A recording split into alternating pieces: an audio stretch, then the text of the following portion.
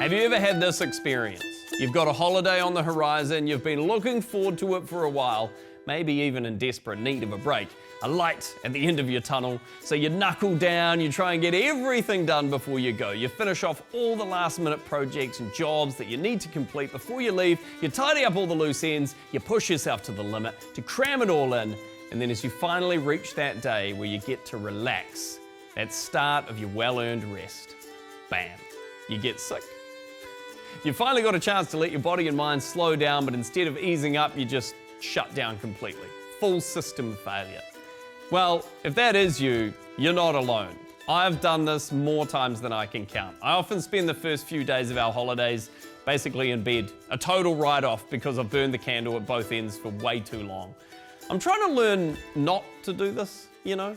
In the Bible, they talk about this thing called Sabbath, a sacred and holy day at the end of each week for rejuvenation, worship, and rest. And the example was set all the way back in Genesis during the creation story. After God spoke all things into being, on the seventh day, He rested. And people have been observing and practicing this pattern for thousands of years.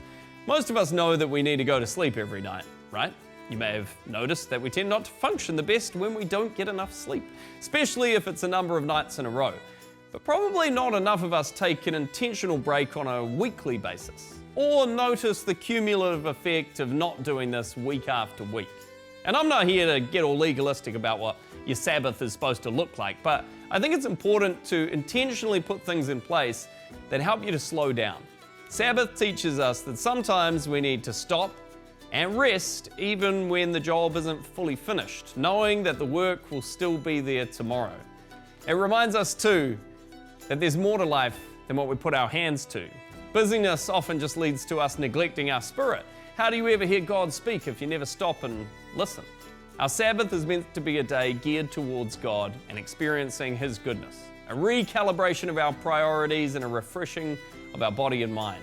So whatever your Sabbath looks like, and I'm sure it'll be different person to person, I encourage you to make it important and to make it something that you've decided on for yourself. And my hope is, because of that, this year, instead of crashing across the finish line in an exhausted heap with an empty tank, you cruise across that line like a graceful swan. Merry Christmas.